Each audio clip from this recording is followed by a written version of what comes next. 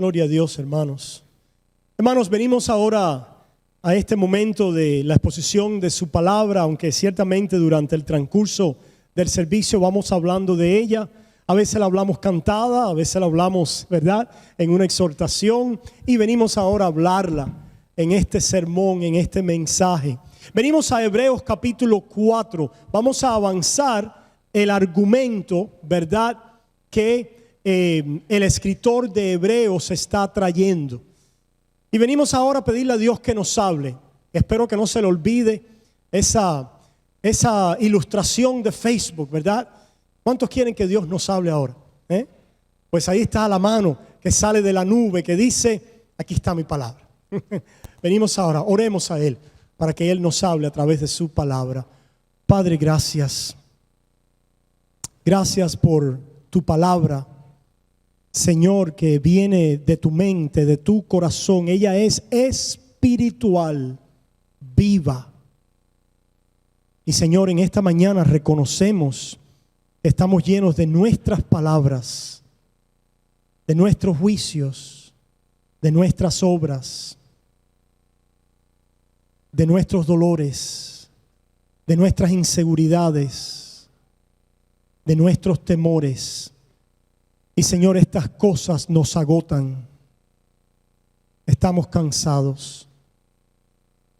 Ayúdanos hoy a través de tu palabra viva, predicada hoy, a encontrar a aquel que trae descanso al alma, a encontrar la vida y la vida abundante. Padre, necesitamos ver a Jesús. Ayúdanos hoy a través de tu palabra. Te pedimos estas cosas con el perdón de nuestras y mis muchas faltas y pecados. No soy digno, Señor. Gracias por ayudarme. Ayúdame a seguir adelante. En el nombre de Jesús.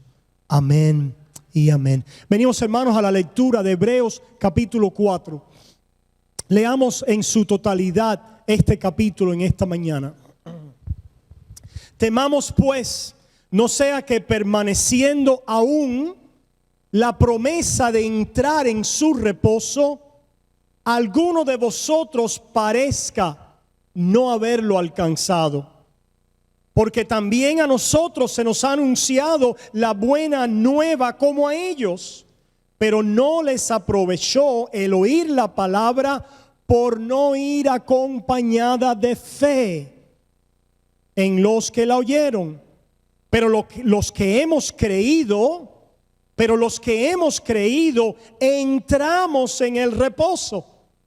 De la manera que dijo: por tanto juré en mi ira, no entrarán en mi reposo, aunque las obras suyas estaban acabadas desde antes, desde la fundación del mundo.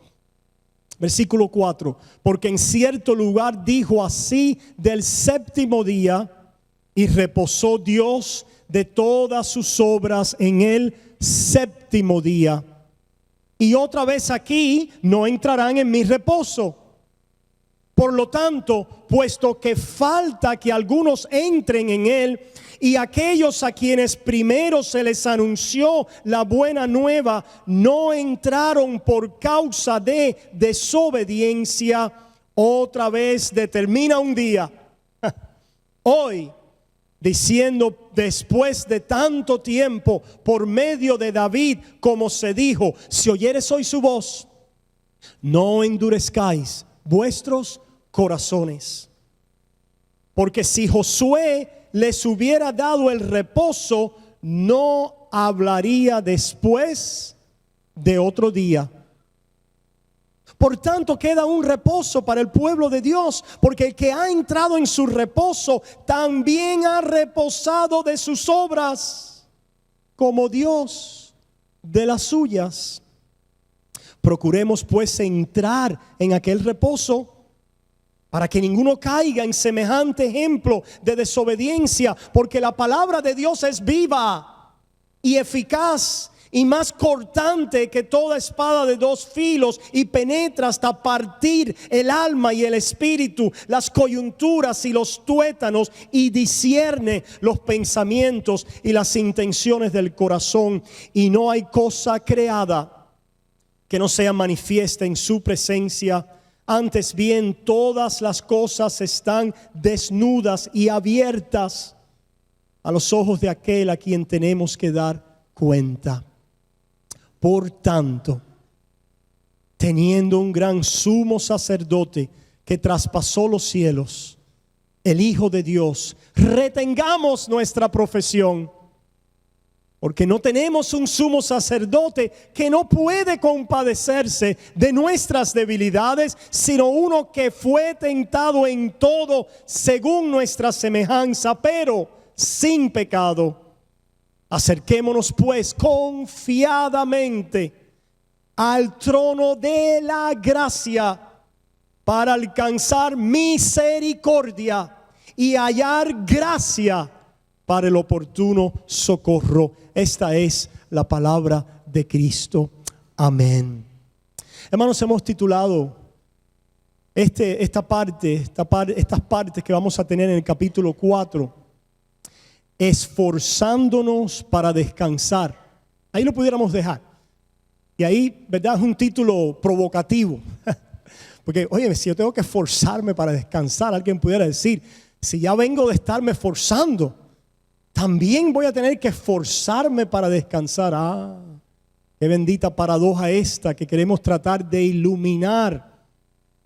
Y el título completo es esforzándonos para descansar en el Evangelio de Dios. Sería en Cristo, esforzándonos para descansar en Cristo. Hermanos, estoy seguro que todos nosotros hemos llegado a descubrir que sin el descanso no podemos vivir.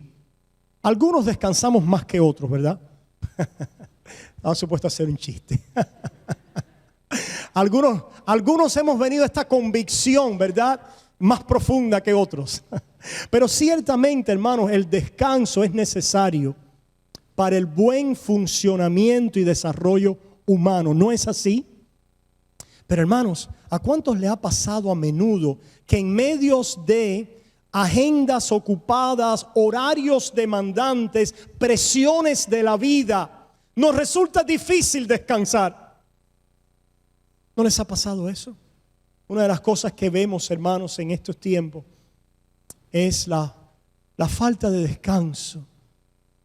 Pero no es ciertamente el dormir es parte muy importante de ese descanso. No estamos diciendo solo la falta de sueño, sino la falta de poder que nuestras vidas. ¿No les ha pasado así, hermano? Usted ha dormido 8 o 9 horas y se despierta y se siente ¿cómo? Cansado. Y el hombre, ¿verdad?, necesita descanso para poder funcionar, crecer, trabajar, obrar en su vida. Hermanos, pero ahora pensando en lo espiritual, ¿qué hay con lo espiritual en términos de descanso? ¿Hemos encontrado el descanso que Dios ofrece? ¿Cómo podemos encontrarlo?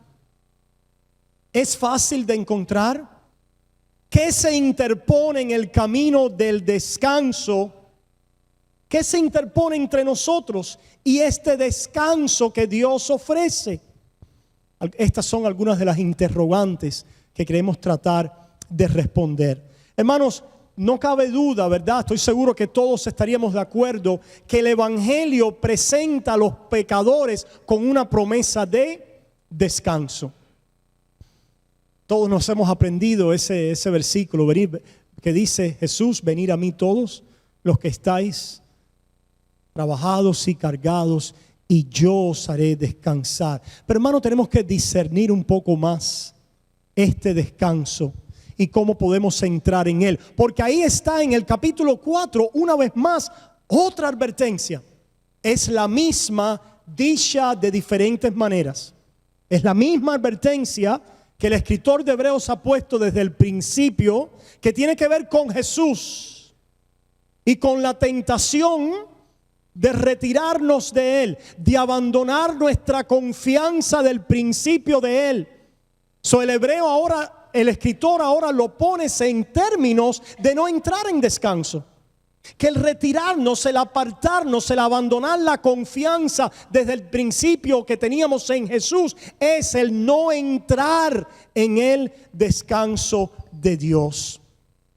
Ya lo hemos visto en el capítulo 3, por eso es que pudiéramos decir que el autor de Hebreos es el autor de los por tantos. ¿No se han fijado? Por tanto, por tanto, por tanto, por tanto. ¿Verdad? Therefore, temamos pues, ese pues es un por tanto. No sea que permaneciendo aún la promesa de entrar en su reposo, algunos de vosotros parezca no haberlo alcanzado. Conectamos entonces con la lectura que hicimos del 3 la semana pasada y tenemos una ilustración de un pueblo y de una generación que caminó en el desierto con Dios, pero que no entraron en su descanso. Interesantemente, recibieron muchas cosas de Dios. ¿Verdad que sí? Recibieron comida, recibieron agua, recibieron vestido, recibieron calor, recibieron sombra, pero no encontraron descanso. Y decíamos la semana pasada, hermanos, que no encontraron descanso porque no creyeron en Dios. Y ahora el escritor de Hebreo nos dice, sigue, ¿verdad?, abordando, profundizando este tema. Nos ha dicho, había en ellos un corazón de incredulidad. Y ahora aquí nos vuelve a señalar lo mismo, porque se les dio buena noticia. Ciertamente la buena noticia, la promesa estaba con ellos, pero no surtió efecto, ¿verdad? No hizo lo que hace la promesa y la buena noticia de Dios, que es traer descanso al alma. ¿Y por qué no lo hizo? Dice, por su incredulidad. Y hermanos, ahí entonces nosotros añadimos una pieza muy importante a este argumento, que la incredulidad en el fondo es la falta de confiar en Dios como bueno. ¿Recuerdan? La falta de confiar en Dios como bueno. Al no confiar en Dios como bueno, vemos el patrón del capítulo 3. El pueblo que recibía cosas buenas, pero las cosas buenas no eran suficientes para llevarlos en su corazón a concluir, Dios es bueno. No podían concluir eso. ¿Qué concluían acerca de Dios? Oímos de las narrativas en el Antiguo Testamento, la queja, la murmuración. ¿De quién se trataba la murmuración? ¿Quién era el referente de la murmuración? Los que representaban a Dios. Ciertamente, cuidado, ¿verdad? Nosotros los que representamos a Dios, no solo los pastores, el pueblo de Dios. Hermanos, ¿a quiénes critican los paganos, los incrédulos? A los cristianos. ¿No se han fijado, hermanos? Este es su pasatiempo favorito. El pasatiempo favorito de los incrédulos es enjuiciar, criticar al pueblo de Dios. ¿Por qué será eso, verdad? Porque en el fondo ellos les están representando ¿a quién? Al Dios que ellos han despreciado, al Dios que ellos han rechazado. En el fondo esta murmuración que venía en términos de nos sacaste de Egipto, allá había carne, nos trajiste a una tierra, oye, hermanos, para matarnos, para destruirnos. No podemos confiar en este Dios. A ver si es verdad. A ver si es verdad que no quieres destruirnos. Pruébate otra vez.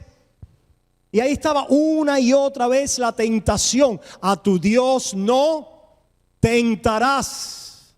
¿Por qué? Porque Él es bueno. No tiene que probarse. Tú no eres el que lo pruebas a Él. Cuando nosotros hacemos eso, hermano, manifestamos en nuestro corazón la idolatría. Hermanos, ¿qué pasa, verdad? Cuando nosotros, como dice Hebreos 3 y entrando ahora en el 4, nos volteamos del Dios vivo en un corazón de incredulidad, vamos a crearnos nuestros propios dioses. Hermano, ustedes no se han fijado que aquellos que no tienen al Dios verdadero, les es muy fácil cambiar de Dios. Yo he tenido historias de personas, ¿verdad?, que han cambiado de religión simplemente porque algo estaba pasando. ¿Qué cosa era? El Dios no les estaba funcionando. No les funcionaba. ¿Qué Dios me va a funcionar? ¿Qué Dios es el que me va a dar lo que yo quiero y busco? ¿Qué buscaba aquel pueblo en el desierto? Las cosas terrenales. Son cosas malas. Cosas malas, ¿no? Comida, ¿verdad? Carne, alimento, seguridad, ¿verdad? Estar cubiertos, estar guardados de los... ¿Son estas cosas malas? No. Pero hermanos, aquel pueblo, al no conocer al Dios eterno, el dador de toda buena dádiva, habían hecho de las cosas temporales lo trascendental. Lo último. Aquella persona que no ha venido a conocer al Dios verdadero, no ha venido a conectar con lo trascendental de su vida. ¿Qué quiere decir eso, hermanos? Con el verdadero significado de su vida. Con que no simplemente somos otra especie animal que necesita el agüita, la comidita y el cariñito. No. Que hemos sido creados a la imagen y semejanza de Dios. Y que el hombre, la criatura que Dios creó moral, el hombre, necesita más que las cosas temporales y terrenales. Que fue creado para algo más grande que las cosas temporales y terrenales y materiales. Que fue creado para Dios.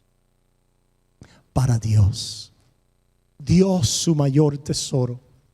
Dios su significado, Dios su valor, Dios su suficiencia, Dios su deleite, Dios su descanso, Dios su gloria, Dios su proveedor, Dios el brazo fuerte, Dios la belleza, Dios. Y todas las cosas materiales, temporales que Dios le dio al hombre, era para que todas ellas gritaran: Dios. Y que el hombre se deleitara y se ocupara en ellas constantemente, con su boca, sus ojos llenos de Dios. Interesante, hermanos. Dios le da la creación a este hombre para que el hombre, alguien puede decir, no, nos puso a trabajar enseguida. Oye, ¿ah? ¿Se acuerdan del cuento ese de aquel el vago que llevaban 10 meses sin trabajar? Y él levanta la mano y dice, bueno, todo está bien, pero yo quiero saber cuándo vamos a tener las vacaciones.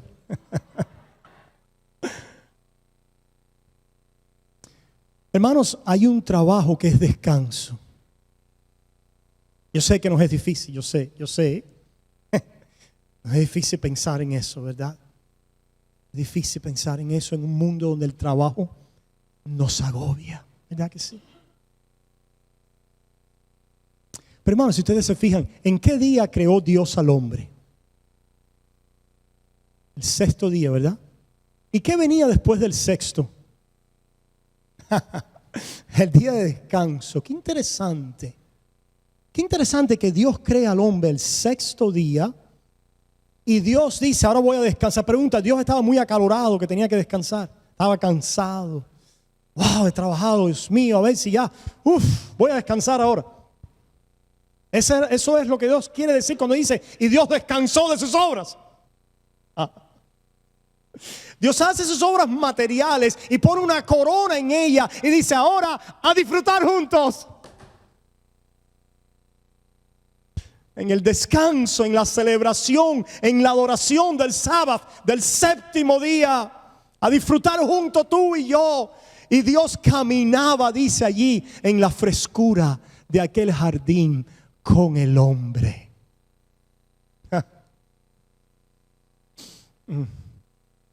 Qué bendición.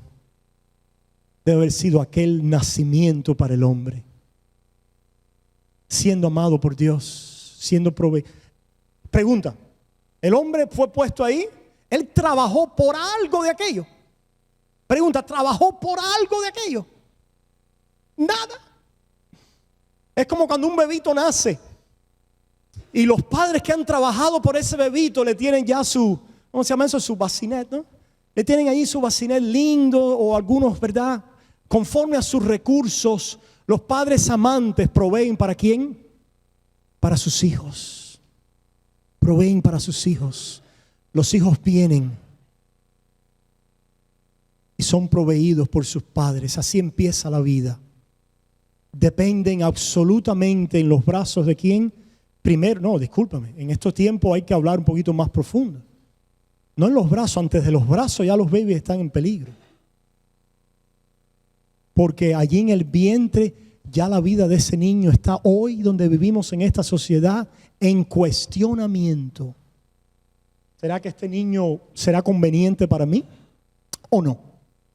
Déjame ver la lista de mis beneficios terrenales y temporales y ver si este animalito que traigo en el vientre es un animalito que me va a ayudar o me va a traer tanto gozo como Blackie aquí, como mi perrito, como mi gatico, ¿verdad?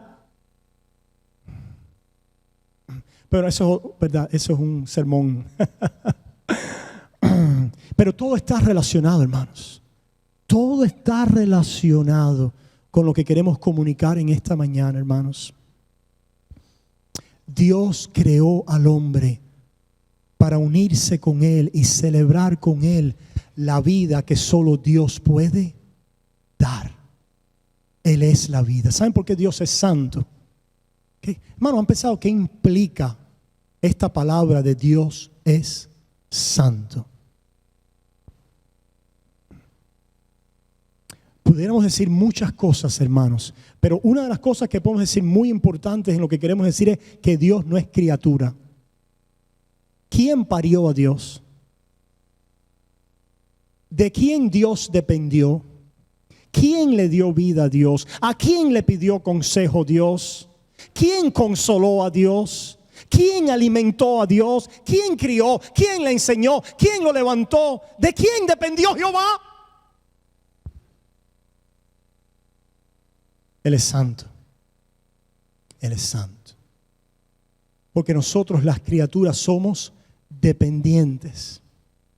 Dependientes. Y la ley de Dios lo que nos dice es eso, precisamente a Él solamente adorarás. ¿Por qué? Por una sencilla razón. Porque todo depende de Él. Y nos dice aún más. Y puedes confiar en Él porque el Dios del cual dependes es bueno. Bueno. Ese primer día, ¿verdad? Ese último día. Interesante, el sexto día, Dios crea al hombre y lo pone a recibir allí con Él descanso, adoración, celebración, deleite. Lo único que tenía que hacer aquel hombre que no conocía el pecado era ¿qué? No pecar. Aquella bendición estaba contingente sobre ¿qué? No te voltees de mí. Si te volteas de mí, lo pierdes todo. No te voltees de mí, yo te he dado todo. Vino la voz. Así que él te dijo eso. No, él no sabe, muchacho, lo que te estás perdiendo. Si te volteas de Dios, entonces verdaderamente vas a encontrar lo que Dios no quiere que tú tengas. Pero Satanás sabía que lo que el hombre iba a perder era la vida, porque iba a perder ¿a quién? A Dios. Y así fue. El hombre no confió, desconfió, se volteó, creyó mal de Dios, hermanos. Y de esa manera vino esta separación. ¿Qué trae esta separación? Hermano, el Evangelio presenta a los pecadores con una promesa de descanso a la que se puede entrar a través de la fe sola. En la misma manera que entramos, el hombre entró en el séptimo día no por sus obras, ¿Cómo entró allí? Por la obra de Dios. Qué interesante, ¿verdad? Hay mucho allí en ese patrón de Génesis que nos está apuntando. La protología apunta a la escatología. Pastor, ¿qué quiere decir eso? La doctrina de las primeras cosas apuntan a la doctrina de las últimas cosas. Por eso es que siempre volvemos a Génesis. La doctrina, el conocimiento de las primeras cosas apuntan al conocimiento de las últimas cosas. Y las últimas cosas las encontramos ¿en quién? En Cristo Jesús. En Cristo Jesús. Y hermanos, los pecadores son salvados de muerte a vida por haber sido rescatados de la mano de la esclavitud del pecado. Ahora la pregunta es, ¿qué cosa es eso? Hemos oído mucho de la esclavitud del pecado, ¿verdad? La esclavitud, la dureza del pecado, la ignorancia del pecado, la ceguera del pecado. Hermanos, ¿qué quiere decir eso? Mencionemos algunas cosas de las que somos salvados y a través de ser salvados de ellas entramos en descanso.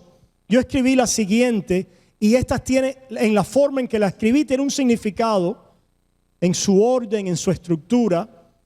Dice, por haber sido rescatados de la mano de la esclavitud del pecado con sus agotantes obras propias. Primero, hermanos, ¿qué cosa es la idolatría?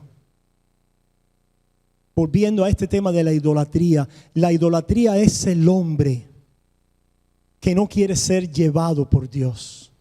Y por llevado quiero decir llevado como en el vientre de la madre, sostenido por él. Es aquel hombre que al no confiar en el otro, en aquel, en Dios, le dice, suéltame, yo puedo por mí mismo. No me aguantes, yo lo voy a hacer. No te necesito. No es como el hijo al padre cuando está montando bicicleta, que simplemente, ¿verdad?, en amor, en deleite, porque nuestras obras cristianas, las buenas obras, son hechas en amor y en deleite. Pero las obras de aquellos que no confían en Dios son hechas en afirmación propia, en validez propia, en justificación propia, a expensa del Dios que ya lo proveyó todo. Veamos, hermanos, un momentico esto allí con el profeta Isaías. Vayamos un momentico a Isaías 46 y escuchemos lo siguiente allí. En Isaías 46 escuchamos esta ilustración que Dios nos da, muy significativa, que tiene que ver con el descanso y la idolatría y el verdadero Dios. Mira lo que dice Isaías 46, comenzando en el versículo 1. Se postró Bel, se abatió Nebo. Estos son deidades e ídolos babilónicos. Dice, sus imágenes fueron puestas sobre bestias. Las pobres bestias, ¿verdad? Teniendo que llevar y transportar a estos ídolos. Pero a mí me parece que yo he visto a veces no solamente bestias transportando ídolos, sino a ¿quiénes? A humanos.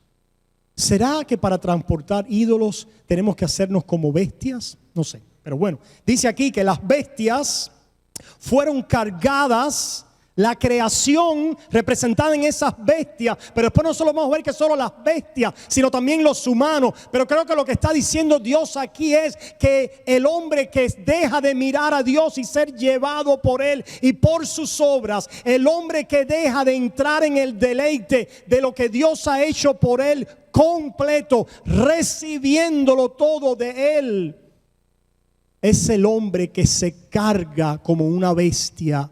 Es el hombre aquel que pone un yugo sobre sus espaldas que le trae cansancio y agotamiento. Mira lo que sigue diciendo el pasaje. Sobre animales de carga, estas cosas que vosotros solíais llevar, son alzadas cual carga sobre las bestias cansadas. Fueron humillados, fueron abatidos juntamente, no pudieron escaparse de la carga, sino que tuvieron ellos mismos que ir en cautiverio. no pudieron escaparse de la carga. Estaban esclavizados y están esclavizados porque han echado ídolos sobre sus espaldas, que no es más, el ídolo no es más que una proyección de ¿qué? De ellos mismos, de que yo me voy a proveer, yo voy a resolver, yo voy a cubrir, yo voy a obrar, yo voy a ocuparme de mi necesidad, yo voy a proveer para mi vida. Y no solamente material y terrenal, sino también ¿qué? Espiritual. Esto es lo que está en el fondo del corazón, en rebeldía contra Dios. ¿Por qué? Porque no confía. Porque no puede entrar de creación, ¿a dónde? A descansar, a recibir. Hermanos, en la nueva creación nosotros somos restaurados verdaderamente a lo que significa ser un ser humano. ¿Qué significa ser un ser humano, una criatura? Recibir. Pastor, pero hay que dar mucho. Claro, amado, vamos a hacer mucho y vamos a dar. Pero espérate, no te apresures, no vaya a ser que montes un ídolo sobre tus espaldas. Vamos a hablar de eso. No te apresures, porque antes de dar, tú tienes que recibir del Dios verdadero y reconocer a Él como el dador de toda buena dádiva. Cuando nosotros, y eso es descanso para el alma. Descanso para el alma. Cuando nos volteamos de Él, nos ensillamos con un ídolo. Pero no se llamen engaño, el ídolo no es más que una proyección de mi yo entronado. ¿Qué quiere decir eso, hermanos? Piensen ahora cómo funcionan los ídolos en las vidas de los hombres. Bueno, mira, te voy a poner aquí un lugar muy bonito y te voy a poner unas florecitas y te voy a crear un altar muy lindo, hasta te voy a poner fuera de mi casa allí, ¿verdad? Qué interesante, hermano. Ustedes han visto los altares esos afuera de la casa. Había uno que puso un San Lázaro afuera, pero parece que se dio cuenta que el sol lo estaba chicharrando y después le tuvo que poner una, ¿verdad? Una sombrita por encima del San Lázaro. Pero todo eso, ay, como quiera el San Lázaro la persona, ¿verdad? Como quiere, como lo ama. San Lázaro, he hecho muchas cosas por ti. Yo te he estado llevando, te he estado cargando, San Lázaro. Ahora, dame, San Lázaro, dame. Y ahí está Satanás, ¿para qué? Para dar. Ciertamente les da algunas cositas por aquí y por allá. Y a veces da muchas cosas materiales y terrenales. Pero lo que no puede dar Satanás es a Dios, porque Él no es Dios. Y lo único que puede traer contentamiento al alma humana es Dios mismo, no las cosas terrenales y temporales, porque todas ellas solamente servían para gritar de la gloria de Dios. Y que el hombre, en la ocupación de lo que Dios le había dado, se deleitara con el Dios que se lo había dado todo. Pero el ídolo, cuando le decimos que no a Dios, ¿con quién nos quedamos? Con nosotros mismos y Satanás. Y ahora nos ensillamos con un yugo y una esclavitud que no puede satisfacer el alma. Y con un Dios al cual le pedimos que haga y que dé y que dé. Y que dé, ¿por qué? Porque nosotros nos estamos, ¿qué? Portando bien hacia Él. ¿No se fijan?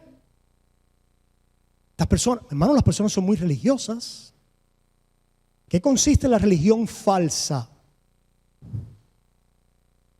Yo hago y tú me. La religión falsa está en nuestras iglesias. Mira tú. Claro, porque está en nuestro corazón. Nuestro corazón se levantan deseos que quieren decir: ensíllate a ti mismo. Ensilla a un Dios. Pero al ensillar a Dios, lo que estamos diciendo es: yo te llevo. Te llevo para que me bendigas. ¿Entienden? Te llevo para que me des algo. Te llevo para que obres en mí. Te llevo para que me des un beneficio. Pero ¿qué pasa cuando no lo haces? Te dejo de llevar. Te dejo llevar, porque ¿cómo es posible? Si yo te he llevado a ti, ¿cómo tú no me vas a llevar a mí? ¿Cómo es posible?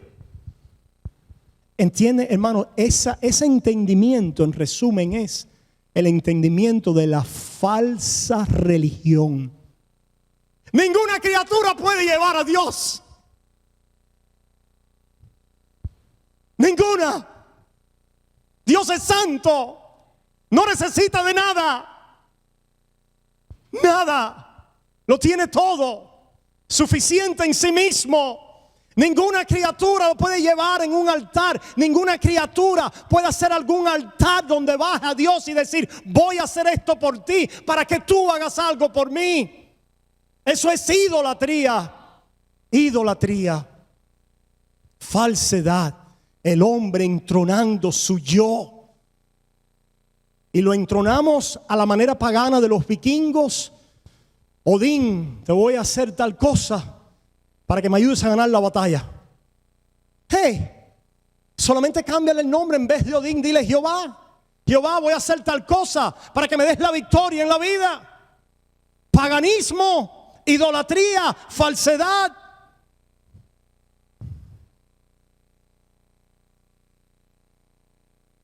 Dice Isaías 46: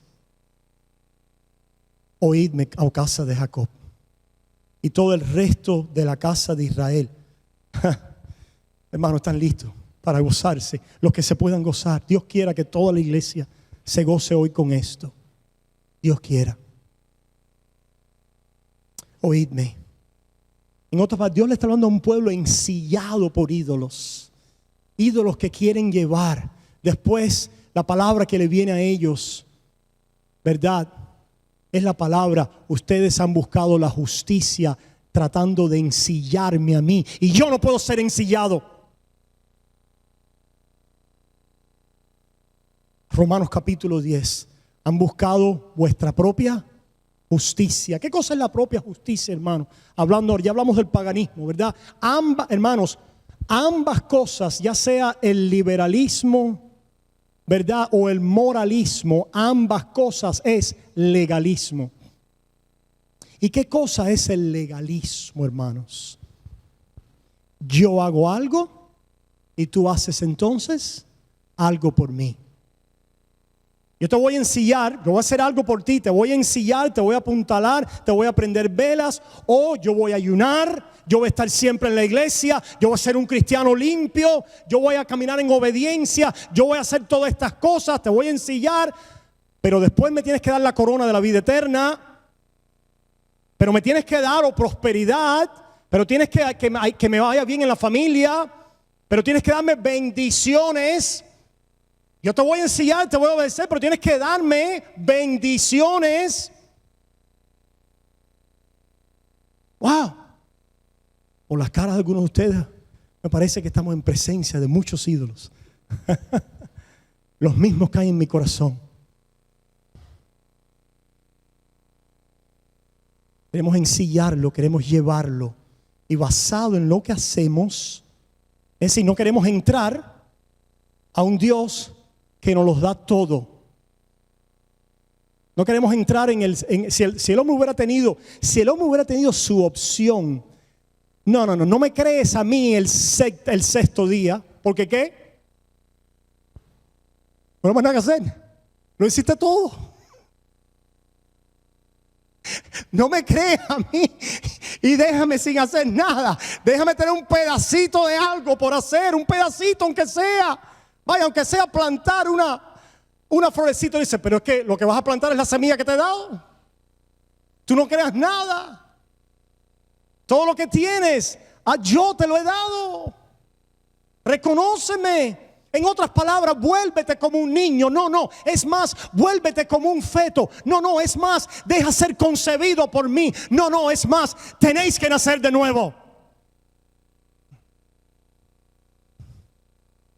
Por eso entonces nos vienen estas palabras poéticas hermosas de nuestro gran Dios en Isaías 46. Oídme, oh casa de Jacob, y todo el resto de la casa de Israel, los que sois traídos por mí desde el vientre, los que sois llevados desde la matriz.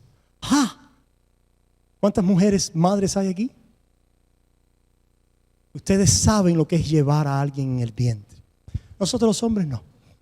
Aunque nosotros, cuidado, ustedes llevan a esa criatura en el vientre. Pero ¿y quién las lleva a ustedes? No me tiren piedra. Algo ahí por los hombres, ¿verdad? Pero las mujeres saben.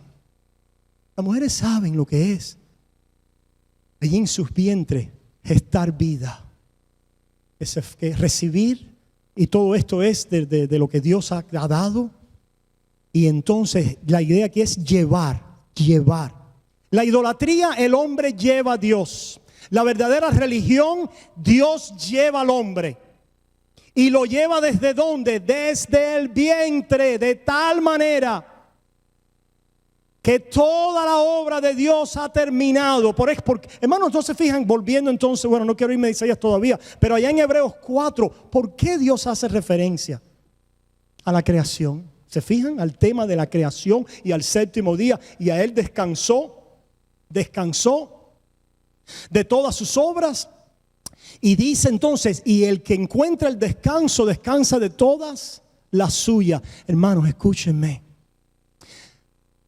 Hermanos, yo estoy a favor y quiero enseñar y motivar y promover y fortalecer a un pueblo en buenas obras. Pero no con tus altares idolátricos.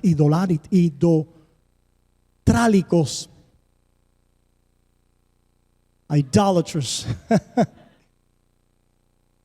Idolátricos. Esos altares idolátricos Dios quiere que caigan. Pero hermanos, fíjense con qué ternura Dios lo hace. Con qué ternura Dios dice: pero hijo, escucha, hijo, tú no has hecho nada por mí. Yo no voy a aceptarte a ti sobre la base de nada, absolutamente nada de lo que tú has hecho, hijo. Yo te he llevado a ti. Y lo que quiero es que obres mucho con las huellas de mi obra en ti, a favor tuyo. Porque, hermano, aquel que se sabe llevado por un buen padre, aquel que se sabe llevado por una buena madre, ¿le amamos para que ellos nos amen? Pregunta: ¿alguien aquí ama a un buen padre o una madre para o que el padre lo ame o para asegurarse que esos padres los amen? Altares idolátricos de donde quiera que vengan por su palabra.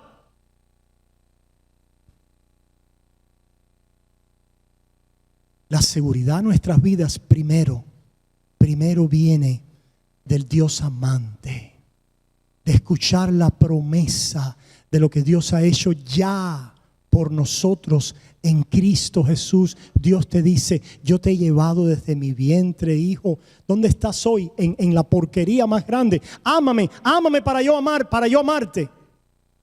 Eso es un altar idolátrico. Empieza a obrar para que te asegures de mi amor. ¿Cómo? Eso es idolatría, hermanos, eso es idolatría.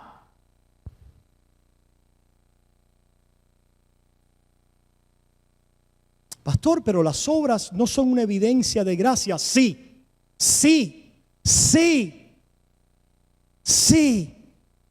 Pastor, estas evidencias de gracia no fortalecen la fe. Sí.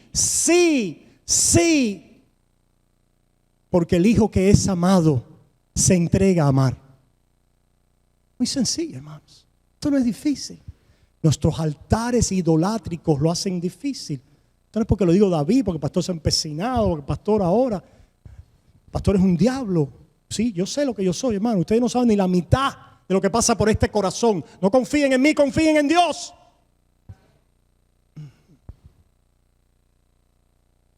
Por la gracia de Dios, cuando yo veo al Dios que me ama, puedo hacerte bien.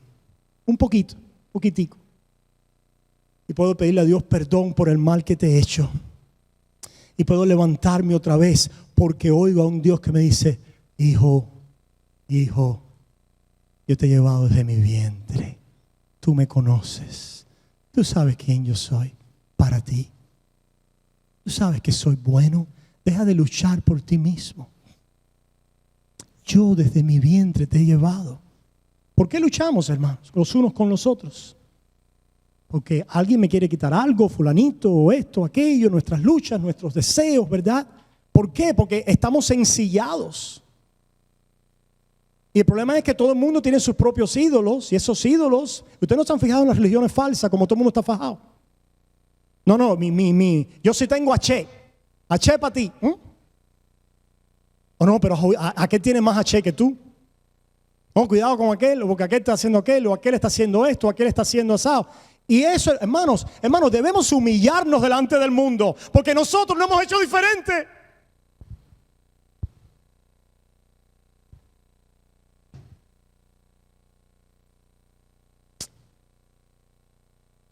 Lo único que tenemos que hacer la diferencia y nos puede llevar a un camino diferente es escuchar: yo os he llevado. Yo os he llevado. Y no solamente es que, bueno, nos llevó, sí, pero ya nos abandonó, después nos tiró ahí. Ciertamente hay padres que obran bien por un tiempo, pero después, no sé, se enferman. Ciertamente el brazo humano es débil.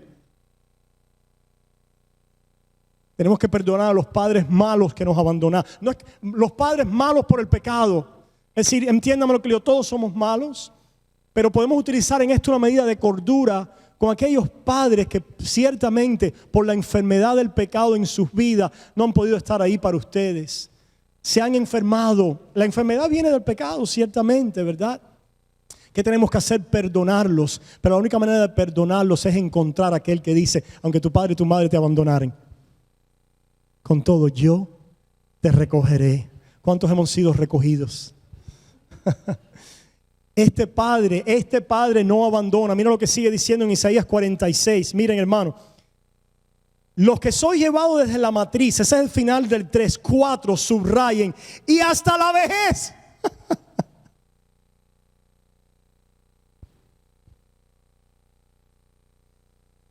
Yo mismo y hasta las canas os soportaré. Yo hice, yo llevaré, yo soportaré, yo guardaré. Ese es el Dios verdadero a quien servimos, quien confesamos, quien adoramos, a quien exaltamos, reconociendo, no porque yo le creo un altar. Y aquí es donde está, hermanos, la conexión ahora, y terminamos ya con esto, hermanos. Volviendo a Hebreos. Hermanos, si entonces así es que podemos vivir en descanso, si el descanso entonces es que Dios nos lleva, ¿verdad?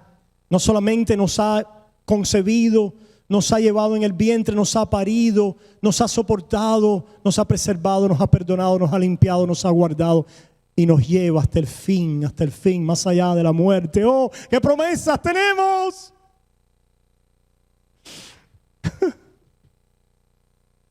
Hermano, ¿esto te entusiasma? ¿Te apasiona?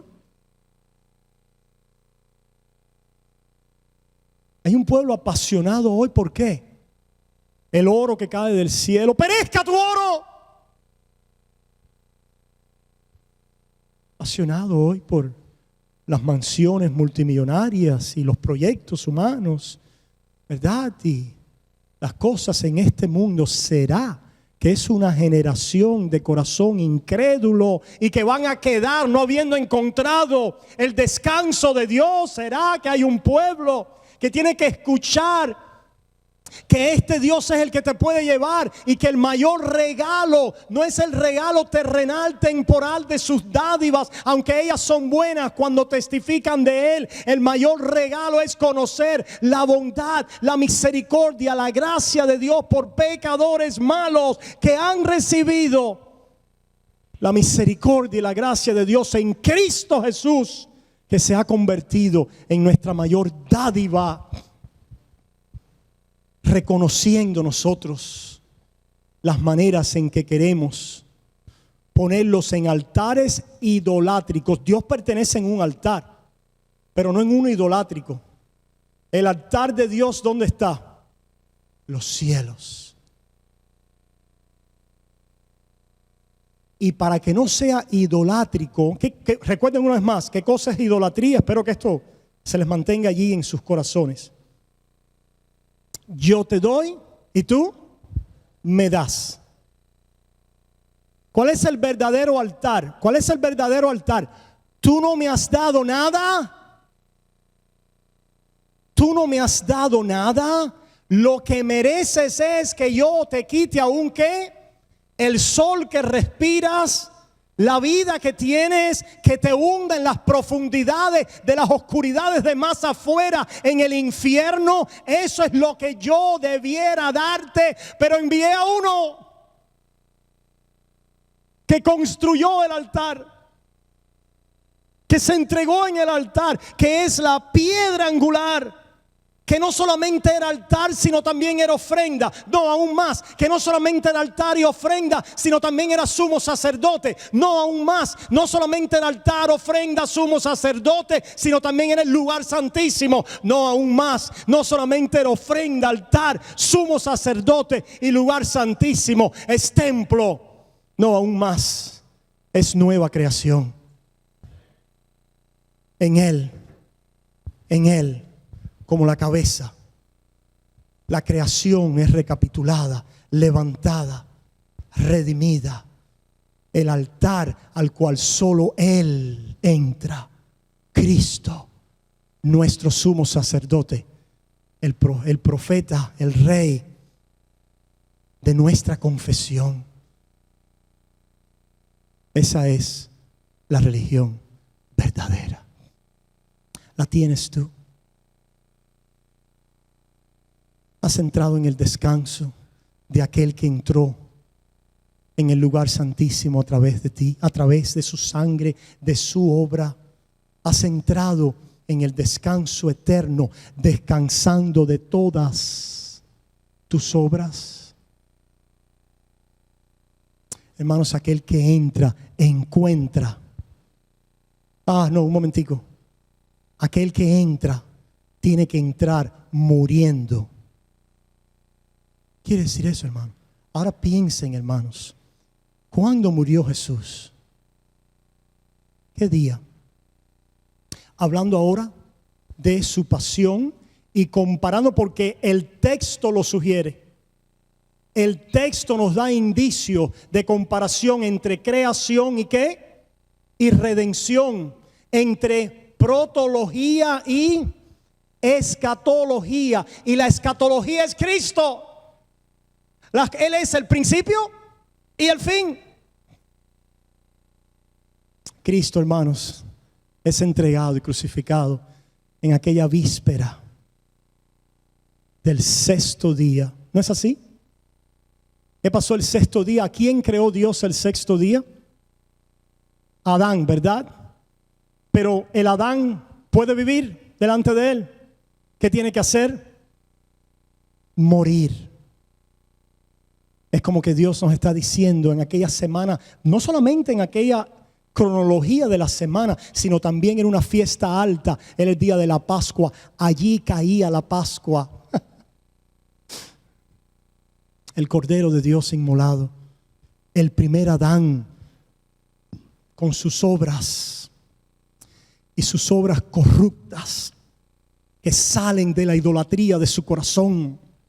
Con todas las obras de su pecado, tenía que morir. Morir. Hermanos, la religión verdadera no es un poquito tú y un poquito Dios. Él hace algo y tú cooperas. Él pone y tú pones más atrás. Dale y Él te da. Eso es idolatría. La religión verdadera es muerte y resurrección. Muerte, sepultura y resurrección. La tuya en Cristo Jesús. Y a través de Él te entierra, te mata. Cuando tú crees el evangelio, ahí está tu muerte. Todo lo que traías de tu primer Adán son obras como muertas. Dice el pasaje de Hebreos 4, van a descansar de haber sido ensillados con vuestras obras, construyendo un altar idolátrico. Van a descansar de esa idolatría, de esos yugos, de tener que poner a Dios en un altar cuando ustedes no pueden llevar a Dios. La carne no trae descanso a la carne. Lo temporal no es suficiente para lo temporal. Las cosas terrenales y temporales no satisfacen el alma. Dios entonces dice, yo te voy a llevar, pero te voy a llevar cuando creas y confieses por la regeneración de su espíritu que sucede a través de la fe, llevándonos a Cristo, que eres muerto en todas tus obras. Tienes que negarte a ti mismo, tienes que tomar tu cruz, tienes que morir. Y aquel sexto día del nacimiento de Adán es aquel día de la muerte de Jesús y nuestra crucifixión en Él. Bueno, nos va a levantar el séptimo día para allí como al principio. Vamos a, entonces sí, vamos. No te va a levantar el séptimo día, porque ese hombre ya no se levanta. Te va a levantar el primer día, un nuevo día, una nueva creación. Lo que importa es la nueva creación. Y la nueva creación ahora, cuando el evangelio verdaderamente ha calado y crecemos en él, se está llenando ¿de qué? De la obra de Jesús. Pastor, vengamos a hablar ya, hermanos, de nuestras obras, de nuestra obediencia. ¿Qué hay con ellas? Hermanos, aquel que es una nueva criatura, que es aquel que es renacido por la fe para ver todas las cosas en Cristo Jesús, su muerte en Él y su resurrección en Él, comienza a deleitarse en el amor de Dios. Es su comida, es su bebida, así como debía haber sido la del primer Adán, su comida y su bebida. Como decía Roberto Carlos, he estado escuchando algunas canciones de Roberto Carlos. Me gustó esa de quiero tener 1,000,000 de amigos. Un día, ¿verdad? Todos podremos andar así. Mi comida, mi bebida es quien que yo coma y beba la carne y la sangre del Hijo a través de la fe. La fe que come y bebe la bondad de Dios en Cristo Jesús y así recibe vida. Es la fe que por vida, manifestando vida, para llenar sus labios, sus manos y sus pies de la vida que hemos recibido delante del mundo, para gloria de Dios. Así comienza a vivir crecientemente. Empieza a ver en nosotros frutos de obediencia, verdadero caminar en una dirección de la ley santa de Dios. Pero eso nos llega por la reflexión de Jesús. Cuando nos paramos delante de Él y vemos la vida, Él toma este vaso que en sí mismo es barro y debilidad y pecado, y Él lo atraviesa con su luz, lo posee y participamos en su vida como reflejo de su luz y de su amor hasta que el día sea perfecto y la luz de los justos va en aumento, porque no es su propia luz, es la luz de ¿quién? De Jesús. Oramos. Padre, gracias por tu amor, por tu misericordia. Padre, ayúdanos, danos entendimiento en tu palabra, Señor. Padre, sea tú veraz y el hombre mentiroso. Te necesitamos, Señor. Padre, reconocemos nuestros altares idolátricos. Pero Padre, a través de la fe, ese altar no es contado en contra mía, porque hay un altar en los cielos. Recuérdame, Señor, para poder entonces nutrir con la fe y a través de ella la virtud, la paciencia, el amor, el dominio propio, el amor fraternal. No me dejes olvidarnos, Señor, de que hemos sido purificados ya de nuestros pecados y todas las cosas las tenemos en los cielos en aquel que vivió, murió y resucitó por nosotros. Ayúdanos verdaderamente a decir como Pablo: y lo que ahora vivo en la carne, lo vivo en la fe de aquel que me amó. Él es bueno y se entregó, Él es poderoso a sí mismo por mí. Y el pueblo de Dios dice amén y amén. Que Dios les bendiga, familia.